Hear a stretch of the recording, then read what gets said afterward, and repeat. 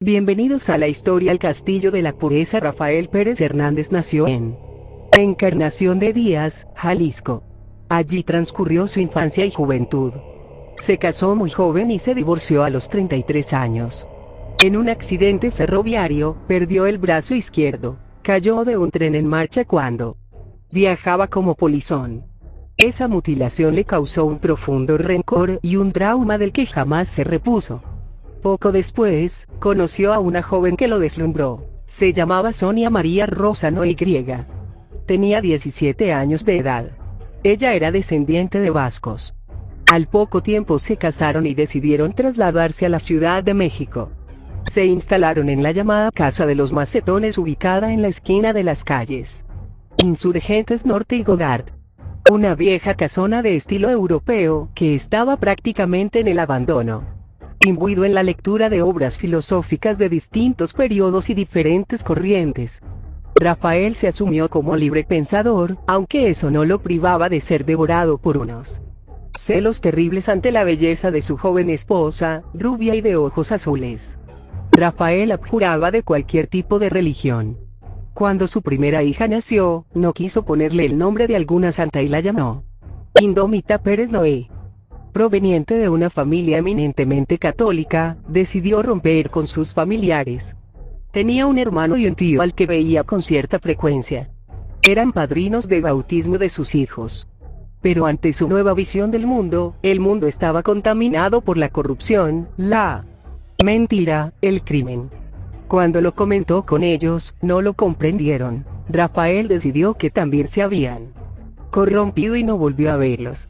Además, para alejar a sus hijos de cualquier tentación, Rafael decidió que jamás irían a la escuela. Tampoco serían tratados por médico alguno. Tenían que vivir en estado natural, alejados del supuesto progreso del siglo XX. La casa de los Macetones tenía un peculiar olor al que los vecinos jamás pudieron acostumbrarse. Contaban que apestaba a muerte, lo que de algún modo era cierto.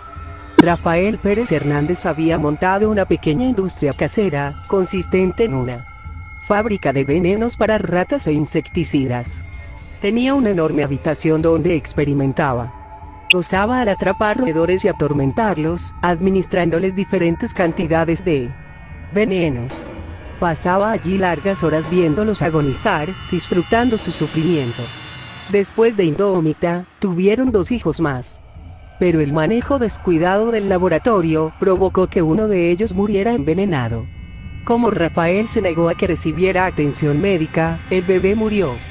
Lo enterraron en el jardín de la enorme y deteriorada casa. Pérez Hernández cubrió con cal el cadáver para que no oliera, aunque no dio resultado. Un año después, nació otra niña. Una versión diría que el mismo Rafael había experimentado con ella un nuevo tóxico.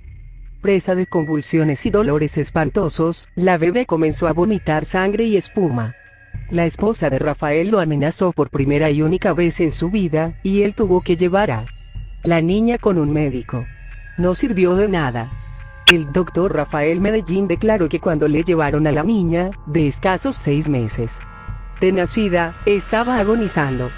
El padre se llevó el cuerpo y lo enterró también en su domicilio. Las muertes cesaron, pero no los maltratos. Durante 15 años, Rafael Pérez Hernández se comportó como un tirano. Procreó 5 hijos más con su esposa, a quien bautizó como libre, soberano, triunfador, bien vivir y libre pensamiento. Cuando tuvieron la edad suficiente, sus hijos elaboraban los insecticidas y el veneno para rata que el padre vendía en las tiendas del centro de la Ciudad de México. El padre exigía respeto y devoción, se consideraba dueño de sus hijos. Era estricto y los obligaba a trabajar largas jornadas. Los alimentaba todos los días con agua, avena y frijoles, una alimentación modesta que favorecería la espiritualidad. Los horarios para la comida eran rigurosos y, cuando la familia estaba reunida, el padre hablaba de sus ideas ante un grupo de niños que comían silenciosos sin entender lo que les decía. También los obligaba a escuchar música clásica y aprenderse todo lo concerniente a cada una de las piezas, bajo amenaza de castigarlos si cometían errores.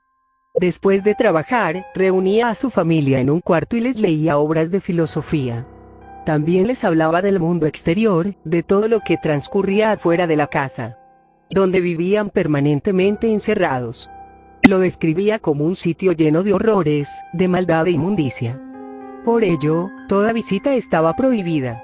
En la casa no había calendarios, ni relojes, y solamente existía un espejo en la recámara principal. Pese a todo, Rafael Pérez Hernández no respetaba sus propios preceptos. Cuando salía a vender sus productos, comía opíparamente en algún restaurante y frecuentaba prostitutas. Un día, Libre Pérez Noé, el hijo de 15 años, se atrevió a subir al árbol más grande del patio. Era una mañana soleada y su padre se había ido a vender el raticida. Estaba cansado de trabajar, sabía que del otro lado de las paredes había algo distinto a las ruinas de la casa en que vivían. Estuvo subido en la copa del árbol un buen rato. Vio a otras mujeres diferentes a su madre y a sus hermanas caminando por las calles. Al bajar, les contó a sus hermanos cómo era la calle, cómo vivían en el mundo exterior. Esa misma noche, al pequeño triunfador le remordió la conciencia y le contó a su padre lo que había pasado. El castigo para Libre fue ejemplar. Lo golpeó salvajemente y después lo encerró en un cuarto oscuro y estrecho, reservado para los castigos, condenándolo a no comer durante 3 días. Taladró agujeros en las puertas y paredes y se acostumbró a espiar a su familia. Cuando estaba de mal humor, gustaba de disparar al aire con su flamante pistola. Después de eso, Rafael Pérez Hernández decidió llevar a sus hijos a la calle para enseñarles la podredumbre de la que se encontraban a salvo dentro de su casa. Los llevó al rumbo de la Merced, al famoso cuadrante de la Soledad, donde prostitutas y malvivientes se asoleaban sentados en la banqueta. Indómita, Libre y Soberano Pérez Noé fueron los primeros en efectuar la travesía. Cada uno fue solo con su padre en lo que él llamó un viaje de iniciación al mal. Regresaron confundidos y temerosos a refugiarse de la mala experiencia en la elaboración de los raticidas. Pero Indómita Pérez hacía honor a su nombre. Tenía ganas de vivir y de marcharse de aquel lugar. Además, odiaba a su padre al mismo tiempo que le profesaba un extraño amor. El despertar de su sexualidad y la relación incestuosa que cometió con su hermano Libre motivaron nuevos castigos por parte de Rafael Pérez Hernández.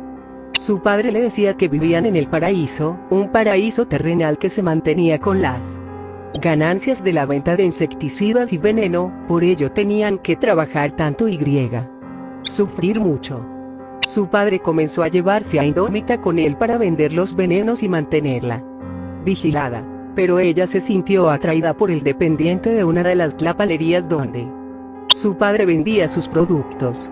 El chico la miró con deseo. Para ella fue una revelación. Meses después se atrevió a pedir ayuda. Escribió en un papel con letra grande que eran prisioneros de su padre, un loco que se sentía Dios. Indómita subió al árbol, el mismo enorme árbol desde el que su hermano Libre había visto el mundo, y arrojó el papel a la calle. Tuvo que hacerlo en 3 ocasiones diferentes antes de que alguien la viera, recogiera el papel y llamara a la policía. Los agentes recibieron la alerta y comenzaron a vigilar la casa.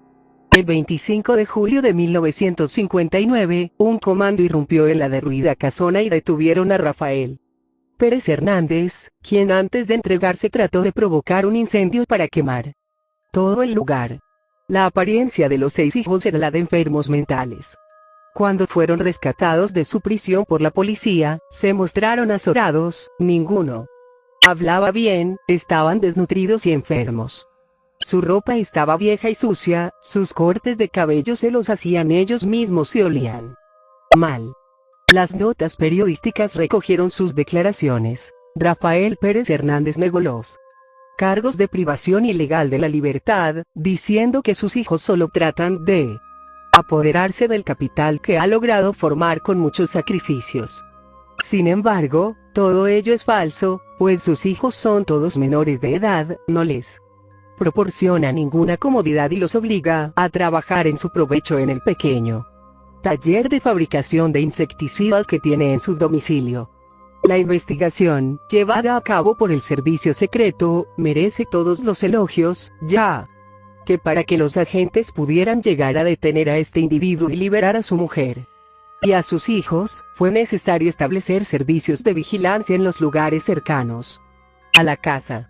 Sobre los nombres puestos a sus hijos, declaró: los he bautizado con el nombre que tienen porque significa algo. Por ejemplo, el nombre que ustedes llevan, estoy seguro que no saben lo que quiere decir. No me agrada la maldad del mundo, y quiero proteger a mi familia. Mis hijos no serán unos vagos, mi esposa y yo nos encargamos de enseñarles a leer y a escribir. Rafael Pérez Hernández fue enviado a la temible prisión del Palacio Negro de Lecumberri. Su familia terminó arrepentida de haberlo denunciado. Descubrieron que no sabían hacer gran cosa y que sin el padre, apenas si podían sostenerse. Visitaban frecuentemente a su padre en la prisión, y declararon que lo habían perdonado y que lo extrañaban. Su esposa, Sonia María Rosa Noé, declaró ante los medios que seguía enamorada de su marido. Pero Rafael Pérez Hernández no aguantó la vida en la cárcel y el escarnio público. El 13 de noviembre de 1972, se robó una cuerda y se colgó en su celda. Su familia guardó luto por meses. Fin da like y suscríbete para más historias.